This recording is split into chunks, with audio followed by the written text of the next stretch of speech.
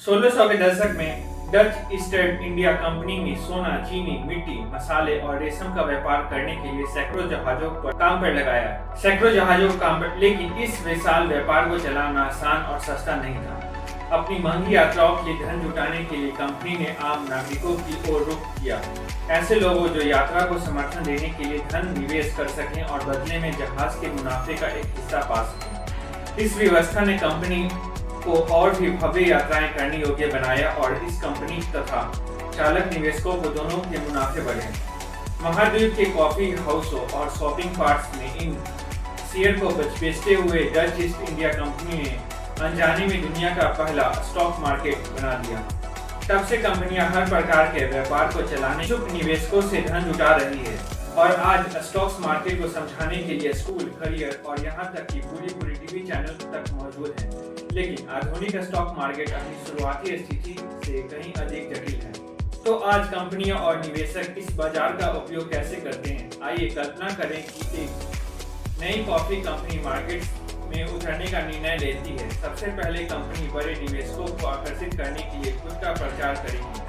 अगर वे निवेशक कंपनी को अच्छा विचार मानते हैं तो सबसे पहले पैसा लगाएंगे और फिर कंपनी की इनिशियल पब्लिक ऑफरिंग को प्रायोजित करेंगे। यह आईपीओ कंपनी को आधिकारिक सार्वजनिक बाजार में लॉन्च करता है, जहां कोई भी कंपनी या व्यक्ति जिसे लगता है कि यह व्यवसाय लाभदायक हो सकता है स्टॉक मार्केट खरीद सकता है। यह व्यवसाय लाभदायक हो सकता है, स्टॉक खरीद सकता है।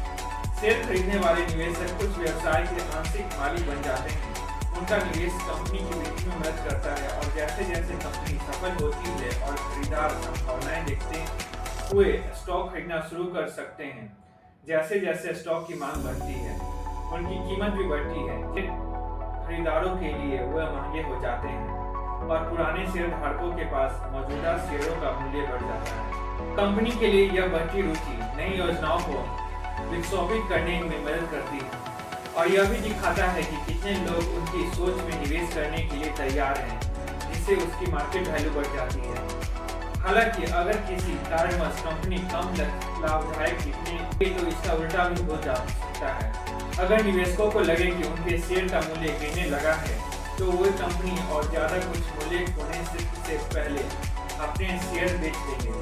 जैसे जैसे स्टॉक्स बेचे जाते हैं और मांग घटती है, शेयर की कीमत गिरती है और कंपनी का बाजार मूल्य भी कम हो जाता है। इससे निवेशकों को बड़ा घाटा हो सकता है जब तक कि कंपनी फिर से लाभदायक न हो। यह मांग और आपूर्ति का उतार चढ़ाव कई कारणों से प्रभावित होता है। कंपनियां बाजार की ताकतों से प्रभावित होती हैं, जैसे कच्चे माल की बदलती कीमतें, उत्पादन तकनीकी में बदलाव और मजदूरी की लागत में उतार चढ़ाव। निवेशक नेतृत्व में बदलाव, नकारात्मक प्रचार या नए कानूनों और व्यापार नीतियां जैसे बड़े कारकों को चिंतित कर सकते हैं और कई निवेश केवल अपनी व्यक्तिगत रुचियों के लिए मूल्यवान शेयर बेच देते हैं। ये सभी कारक बाजार में रोजाना उतार चढ़ाव पैदा करते हैं, जिससे कंपनियां कभी अधिक और कभी कम सफल दिखाई देती हैं और शेयर बाजार में मूल्य खोने का आभास अक्सर निवेशकों को खोने की ओर ले जाता है, जिससे वास्तविक मूल्य भी घट जाता है। बाजार में मानवीय विश्वास इतना शक्तिशाली है कि यह आर्थिक उछाल, बूम से लेकर वित्तीय संकट, क्राइसिस तक सब कुछ शुरू कर सकता है और यही कठिन से कठिन ट्रैक होने वाले तत्व, इसके कारण अधिकांश विशेषज्ञ तेज मुनाफा कमाने की कोशिश के बजाय लंबे समय तक टिकाऊ निवेश की सलाह देते हैं। हालांकि विशेषज्ञ लगातार नए उपकरण विकसित कर रही हैं ताकि इस अप्रत्याशित व्यवस्था में अपनी सफलताओं की संभावना बढ़ा सकें। पहला कदम है निवेश करना। अगर आपको यह वीडियो अच्छा लगा तो हमारे चैनल को सब्सक्राइब करें, शेयर करें, वीडियो को लाइक करें। Thanks for watching.